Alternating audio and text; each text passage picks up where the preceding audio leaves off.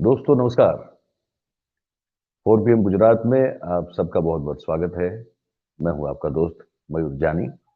और अब अभी हम आपके समक्ष जो उपस्थित हुए हैं वो एक दिन भर की जो महत्वपूर्ण खबर है गुजरात की, उसका एक राउंड अप करते हुए इसको कहेंगे कि गुजरात राउंड अप, इस नाम से इसको जानेंगे। उस सेगमेंट को लेकर आपके समक्ष हम प्रस्तुत हुए हैं।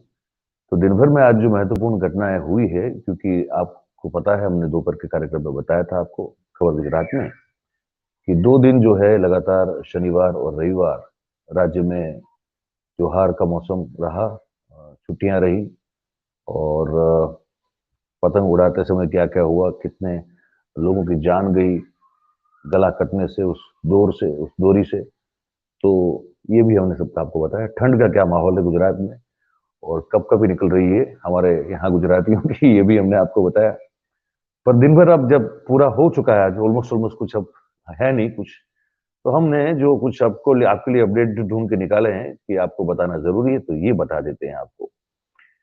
ये जो आवारा पशु है वो मुद्दा सिर्फ यूपी में नहीं है, ना एमपी में है, राजस्थान में, सिर्फ वो गुजरात में भी उतना ही है। और आए दिन ये घटनाएं जो है हमको देखने को मिल रही है, चाहे वो सौराष्ट्र का इलाका हो, कच्छ का इलाका हो, उत्तर गुजरात हो, मध्य गुजरात हो, अहमदाबाद, बड़ौदा, राजकोट, सूरत जैसे महानगर ही क्यों ना हो, लेकिन आवारा पशु और उनके द्वारा जो लोग घायल हो रहे हैं, एक दो की तो जान भी चली गई पिछले हफ्ते, पिछले 10 दिन की बात कर रहा हूं मैं। ऐसी एक और घटना सोमनाथ तीर्थ जो है हमारा, बहुत आप जानते हैं कि ज्योतिर्लिंगों में से, 12 ज्योतिर्लिंगों में से एक वहां भी है, जिनकी शुरुआत ही श्लोक की वहीं से होती है। तो वो सोमनाथ तीर्थ जो है, वो शहर जो वहां पे है, तो वहां पे कुछ पता चल रहा है कि जो हमको ये समाचार मिल रहे हैं कि दर्शन के लिए बहुत सारे भक्त लोग जो हैं देश दुनिया से आते रहते हैं वहां पे।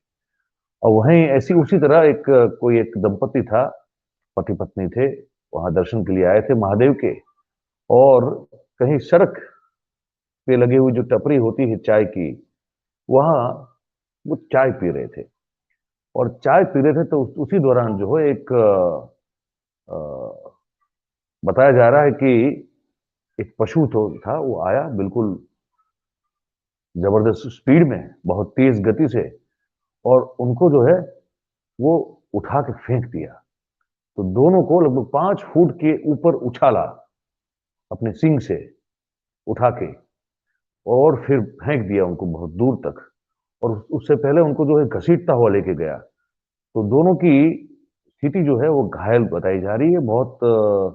और जो महिला है उस दंपति में से, वो तो अस्पताल में भर्ती है। तो ये पूरी घटना जो है वो सीसीटीवी कैमरे में एक तरह से कैद हुई है। तो इसकी जो भयानकता है, वो जब दृश्य देखते हैं तो समझ में आता है कि कितना एक एक दुखद मामला भी हो गया और भयावह भी है पूरी बात। और इसको लेकर स्थानीय लोग में भी, जो स्थानीय लोग हैं वो भी काफी समय से इसको लेकर फरियाद कर रहे हैं कि जिस तरह से आवारा पशु लड़ते झगड़ते हैं या किसी भी व्यक्ति पे हमला कर देते हैं, तो उसको कैसे रोका जाएगा, इसको लेकर कुछ ना कुछ करना चाहिए।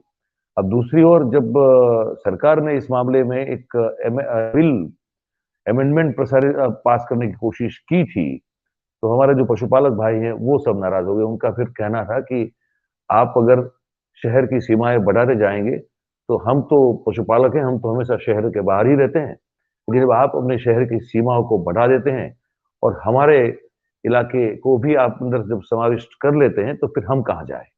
और गोचर की जमीन का भी मामला बहुत बड़ा है, तो पेच वहां पे फंसा हुआ है। लेकिन अब ये है कि ये भी एक बहुत गंभीर प्रश्न है। तो इसको लेकर क्या किया जाए या क्या कर सकते हैं, अब वो जो सत्ताधीश हैं उनको देखना पड़ेगा, वो उसको सोचना पड़ेगा इस पर उपाय, और कुछ ना कुछ अमल करना पड़ेगा, क्योंकि ये आए दिन ये घटनाएं होती है। 4 बैल जो है कहीं लड़ रहे थे, ये ऊना का एक इलाका है, वहां पे दूसरी घटना है ना। तो वो 4 बैल सामने आमने सामने आ गए। और अब जब जानते हैं कि जब बैल जब लड़ता है उसमें तो ताकत कितनी होती है, सबसे ज्यादा कहते हैं कि ताकत उसमें होती है, भैंसे से भी ज्यादा उसमें होती है। जोत जो ये जो खेत जोता जाता है वो उसी से जोता जाता है, आप सब जानते हैं। तो खैर वो जमाना तो अब पता नहीं अब कितने किसान अभी भी जो है बैल से खेत जोतते होंगे हल के द्वारा, पर मूलतः शक्ति का, बहुत बड़ी शक्ति का प्रतीक है। और वो जब उफान पे आ जाए, वो जब आपको जो है आप पर हमला कर दे, तो आपकी क्या औकात है कि आप क्या कर लोगे। आए दिन ये घटनाएं हो रही है, तो इसको कैसे रोका जाए, ये इसको लेकर आज एक बड़ा एक सवाल खड़ा हुआ है। और लगातार ये दिन, इस तरह की घटना आए दिन होती रहती है। तो एक ये थी बात बड़ी। दूसरी बात है, हमारे यहाँ बहुत प्रतिष्ठित एक यूनिवर्सिटी है। आप जानते हैं वो, उस कंपनी को भी जानते हैं जो वॉशिंग पाउडर बनाती है, निरमा नाम है उसका। उन्होंने एक एजुकेशनल कैंपस बनाया हुआ है, बहुत बड़ी यूनिवर्सिटी बनाई हुई है। उस कैंपस में फन ब्लास्ट जो होता है, ऐसा एक पार्क बनाया गया, फन ब्लास्ट पार्क। उसमें अचानक से आग लग गई। ये एक आध घंटे पहले की घटना है। अभी हम जब आपसे बात कर रहे हैं तो उससे एक आध घंटे पहले की घटना है ये। और उसमें जो तमाम सामान जो था वो जल के खाक हो गया। अब वो एक प्रकार का एम्यूजमेंट फन पार्क है ना, अलग अलग तरह की जो फन एक्टिविटीज की जाती है, तो उस तरह का वो पार्क वहां पे वो बन रहा था। और उसमें फाइबर समेत प्लास्टिक के बहुत सारे अलग अलग तरह के सामान उसमें रखे गए थे। वो सब जो है कहा जाता है, अब ये एग्जैक्टली समझ में नहीं आ रहा कि आग कैसे लगी। कहते कुछ धमाका सा हुआ, और जो ये सब ज्वलनशील पदार्थ थे, जल्दी से उन्होंने आग पकड़ ली और पूरा जो है जल के खाक हो गया है। बताया ये जा रहा है कि अगले जो आने वाला मार्च महीना है, उस मार्च महीने में इस पार्क को लोगों के लिए जो है वो उसका उद्घाटन होने वाला था, और लोगों के लिए उसको खुला करने वाले थे। लेकिन अभी से पूरा जल गया है। पर इतना अच्छा है कि किसी की जान हानि इस पूरी दुर्घटना में नहीं हुई है। एक बड़ी दुखद जो घटना है वो सूरत में हो चुकी है।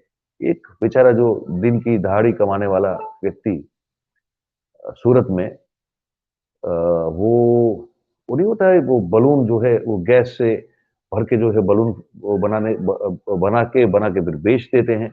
बच्चे वगैरह जो इससे खुश होते हैं। अब वो ऐसा एक व्यक्ति जो बेचारा बहुत गरीब और होगा, जो रोज की रोज कमा के खाता होगा, तो वो उस गैस के लिए वो बॉटल होती है ना, उस बॉटल से वो गैस को निकालते हैं, और फिर वो जो है वो बलून बना के उसको बेच देते हैं।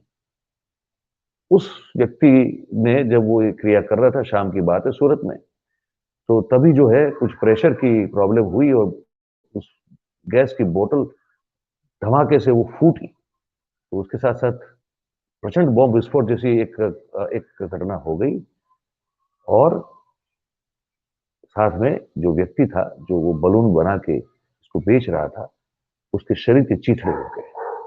ये भी एक बात जो है हमको, ये पूना गांव विस्तार है सूरत का, पूना गांव विस्तार, वहां पे ये जो है वो हुआ है। और कैलाश वागड़िया नाम का युवक था, जो ये बलून में गैस भर के इसको बेचता था। और आमतौर पर कहा जाता है कि इस तरह से कभी होता नहीं, लेकिन इस बार ये हुआ है। और जैसे एक बॉम्ब फटता है उस तरह से वो फटा, और इस कैलाश नाम के व्यक्ति के शरीर के चीथड़े जो है वो हवा में उड़ गए।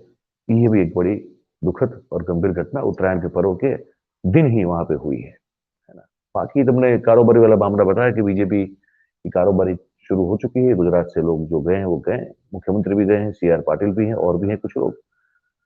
और अब कल शाम तक ही हमको पता चलेगा कि इसमें आखिर क्या किया जाएगा।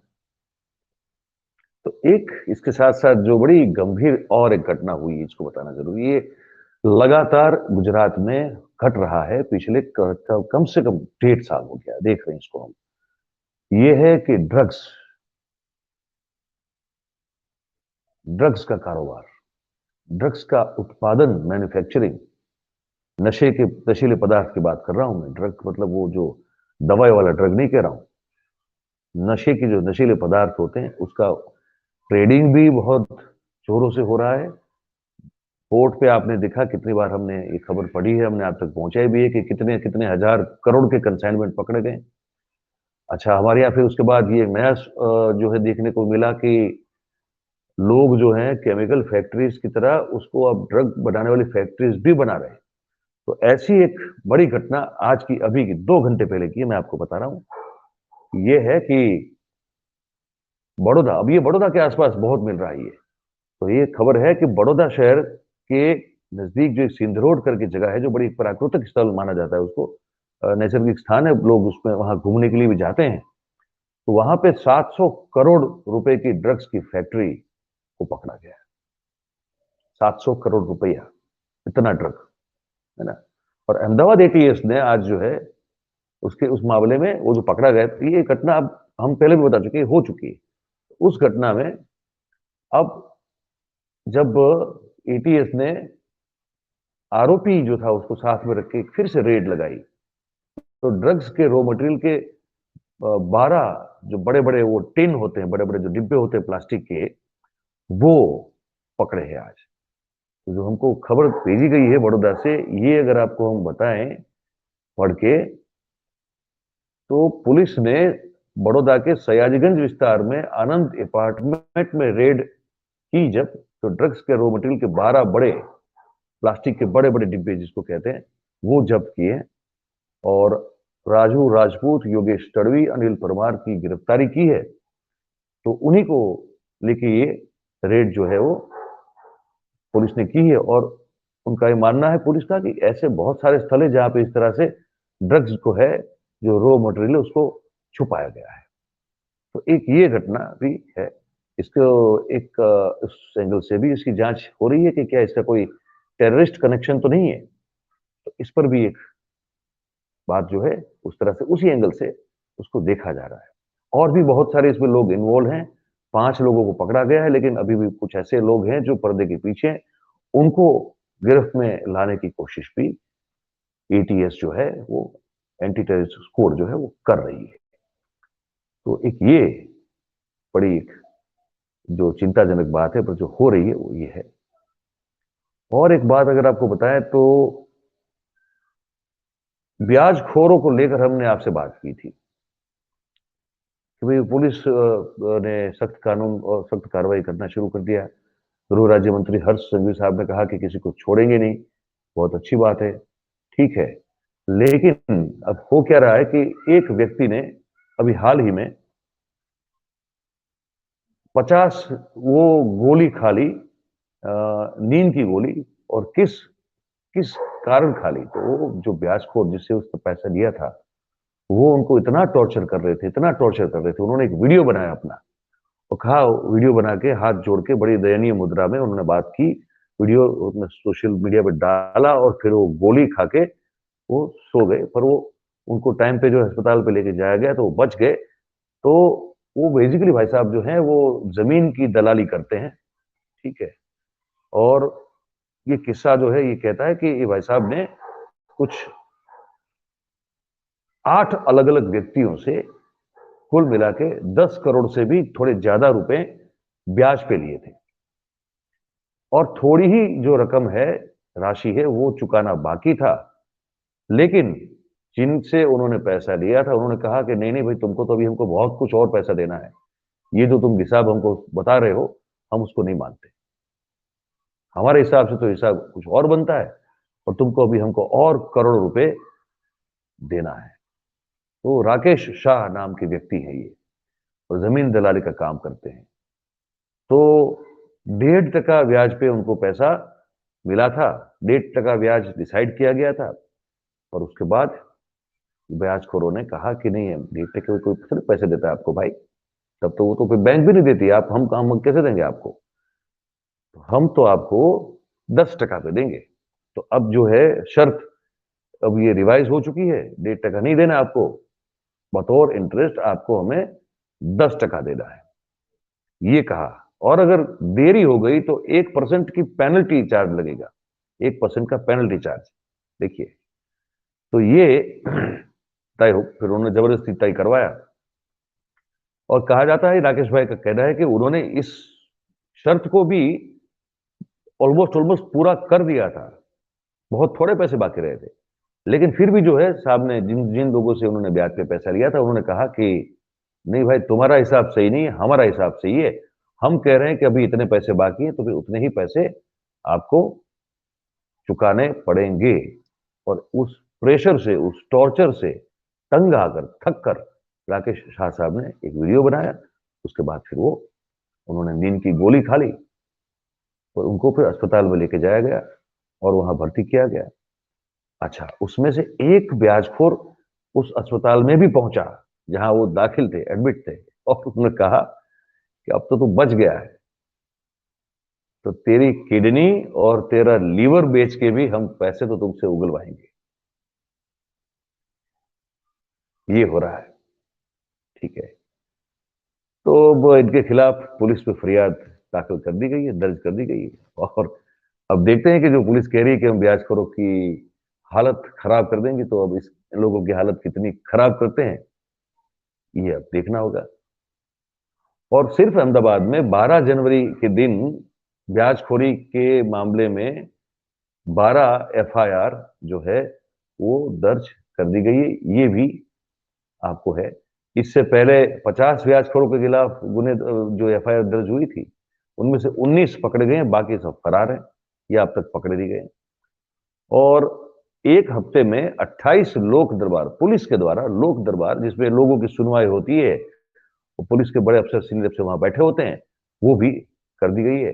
और 1000 से ज्यादा जो ब्याजखोरी के भुक्त हैं, भुक्तभोगी हैं, वो लोग वहां पे उस लोक दरबार में उपस्थित रहे हैं। एक किस्सा ये भी आ रहा है हमारे सामने कि खुद पुलिस के एक असिस्टेंट सब इंस्पेक्टर ने 30% ब्याज पे किसी को पैसे दिए हुए हैं।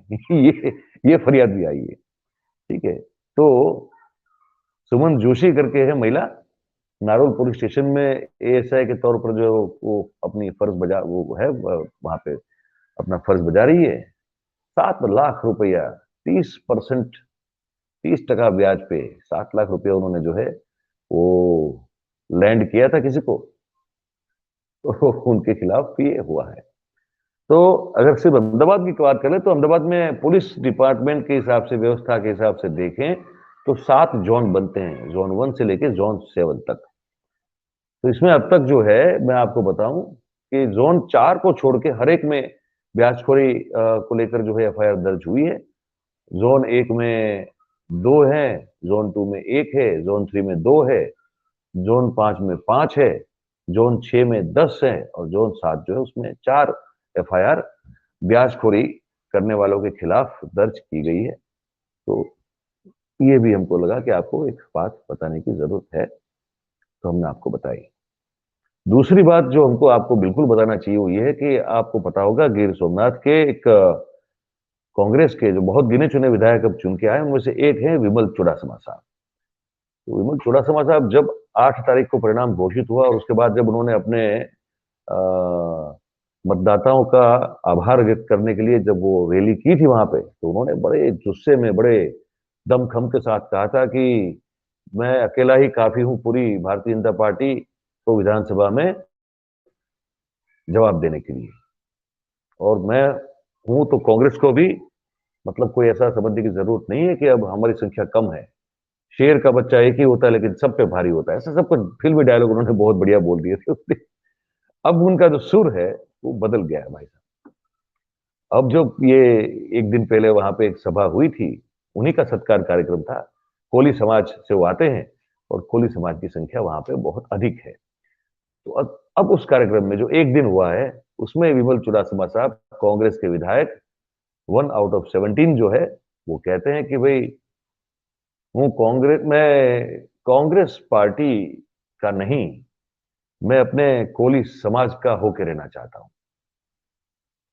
पॉलिटिकल पार्टी तो कोई भी हो सकती है, कांग्रेस हो सकती है, बीजेपी हो सकती है, मैं किसी पार्टी का नहीं, लेकिन मैं सिर्फ कोली समाज का होकर रहना चाहता हूं। तो इसको हमने जब पूछा, हमारे कुछ मित्र हैं वहां पे, मैंने कहा कि ये भाई क्या आप दीवार कूद के जा रहे हैं बीजेपी में? बोले हो सकता है कि ये हो, क्योंकि अब जो मिजाज उनके अचानक से तेवर जो बदले बदले नजर आते हैं, हो सकता है कि वो अब बीजेपी में चले जाए। तो शायद कांग्रेस से ये महाशय, ये विधायक साहब भारतीय जनता पार्टी में जा सकते हैं, ऐसी संभावना भी हमको दिखाई दे रही है। तो महत्वपूर्ण बातें जो है वो तो हमने आज आपसे शेयर कर ली अभी। तो कुछ और बातों के साथ फिर हम आपसे मिलेंगे, और बाकी 9:15 बजे बिल्कुल आप हर रोज हमारा कार्यक्रम जो है बिल्कुल हमसे जुड़िए और बातचीत में शामिल होते रहिए, ये आपसे हमारी एक गुजारिश है। और ये भी कार्यक्रम आपको हम आशा करते हैं कि अच्छा लगता होगा, जिसमें हम दिन भर की गुजरात की महत्वपूर्ण खबरें बताएंगे और एक दोपहर को करते हैं, जिसमें दिन में रिलेवेंट होने वाली जो खबरें होती हैं उस पर बात करते हैं। बाकी तो कार्यक्रम आप देखते रहते हैं। तो बस अच्छा लगे तो इसको आप बिल्कुल लाइक कीजिएगा, सब्सक्राइब कीजिए, करवाइए 4 PM गुजरात को, और शेयर ज़रूर करें, ये आपसे गुज़ारिश है। तो बस मैं अब अभी आपसे जो है इस वक़्त विदा लेता हूँ, आज्ञा आपसे माँगूँगा, और फिर मिलते हैं जल्दी। आप सब जुड़े इसके लिए आपका बहुत-बहुत धन्यवाद। Thank you very much. नमस्कार।